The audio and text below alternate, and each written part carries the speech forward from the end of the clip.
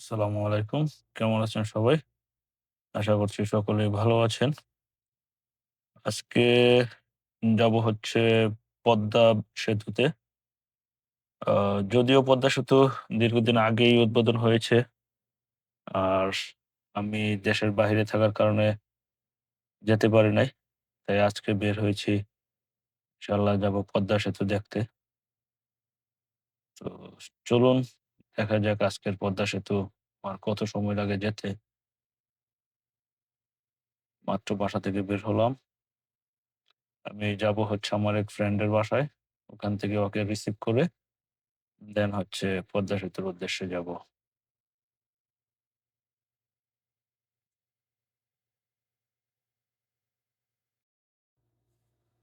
কিছু যাত্রা থাকে এক জায়গা থেকে শুধুমাত্র অন্য জায়গায় যাওয়ার জন্য নয়। কিছু যাত্রা থাকে অনুভব করার জন্যে। আজকে ঠিক তেমনি একটা যাত্রায় বের হয়েছি। আজকের গন্তব্য হচ্ছে পদ্মা সেতু। তো চলুন শুরু করা যাক। আজকের দিনটা একটু অন্যরকম ছিল। বাতাসে শান্তি, রাস্তায় নতুন গল্প। যদিও অন্যান্য দিন থেকে একটু ভিন্ন ধরনের। কারণ অন্যান্য দিন বৃষ্টি ছিল। আজকে আকাশটা খুব পরিষ্কার দেখে বের হইছি। জানি না বৃষ্টি আসবে কিনা। হয়তোবা বৃষ্টিতে ভিজাও লাগতে পারে।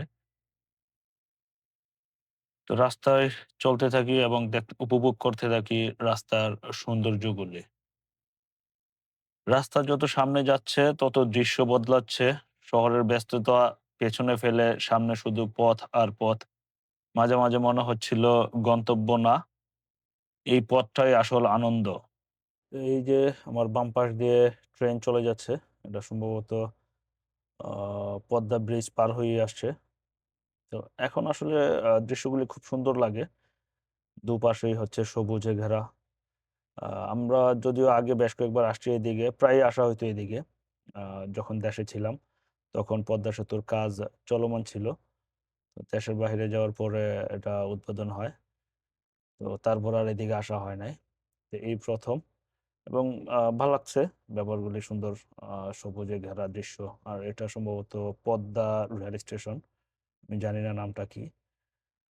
আ সবুজে ঘেরা সৌন্দর্য। তখন এতটাও সৌন্দর্য ছিল না। নতুন রাস্তা হইছিল কিন্তু দুপাশে এত সৌন্দর্য ছিল না। আমাদের বাইকারদের জন্য স্পেশাল রাস্তা করে দেওয়া হইছে। খুব সুন্দর। আ সবার থেকে একটু আলাদাভাবে যাওয়া হইতেছে। তবে এটা খারাপ লাগতেছে যে রাস্তার একদম পাশ দিয়ে আমরা মূল রাস্তা দিয়ে যেতে পারি না। একদম পাশ দিয়ে দিছে। একটু বেশ সুন্দর লাগতেছে।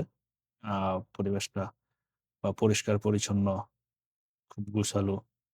আমাদের দেশের রাস্তাগুলি খুব একটা গোছালো থাকে না কারণ আমরা রাখি না গোছালো।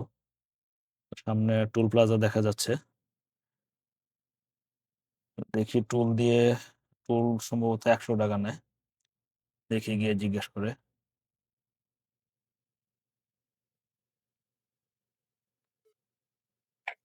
মোটরসাইকেল কত টাকা ভাইয়া? আমাদের টোল দেওয়া কমপ্লিট। ৳১০০ নিছে। এখন সামনের দিকে কি এভাবেই সেপারেট করা আছে কিনা আমি সিউর না। যেতে থাকি একদম আলাদাভাবে। সবার থেকে একটু ভিন্ন রাস্তায়। এটা বাইকারদের জন্যই মূলত রাখা হইছে। যেন কারণ যে যখন এটা উদ্বোধন হচ্ছিল তখন হচ্ছে বেশ কয়েকটা দুর্ঘটনা ঘটে। তাই বাইকারদের জন্য আলাদা লেন করে দিছে। আমি যতদূর জানি পদ্মা সেতু পর্যন্ত পুরাটাই আলাদা লেন করা। আ এখান থেকে উঠাই দেওয়া হইছে। তারপরও সাদা মার্ক করা আছে। মার্কের বাইরে যেন না যাওয়া হয়। অবশেষে সামনে দেখা যাচ্ছে সেই পরিচিতি দৃশ্য পদ্মা ব্রিজ। অনেক ছবি দেখেছি, অনেক ভিডিও দেখেছি। কিন্তু সামনে দাঁড়িয়ে দেখার অনুভূতি একদম আলাদা। এই মুহূর্তে মনে হচ্ছে স্বপ্নের মতো। ব্রিজের উপর দিয়ে যেতে চারপাশে শুধু খোলা আকাশ আর বিশাল নদী। একটা সময় শুধু চুপ করে চারপাশে দেখছিলাম। কারণ কিছু দৃশ্য ক্যামেরায় ধরা যায়। কিন্তু অনুভূতি ধরা যায় না। তো আপনারা যারা ভিডিওটা দেখছেন, একদিন সময় করে এখানে ঘুরে আসেন বন্ধুদের সাথে, পরিবারের সাথে বা একা হয়তো আপনার আরো ভালো লাগতে পারে। ভালো কিছু স্মৃতি তৈরি হবে।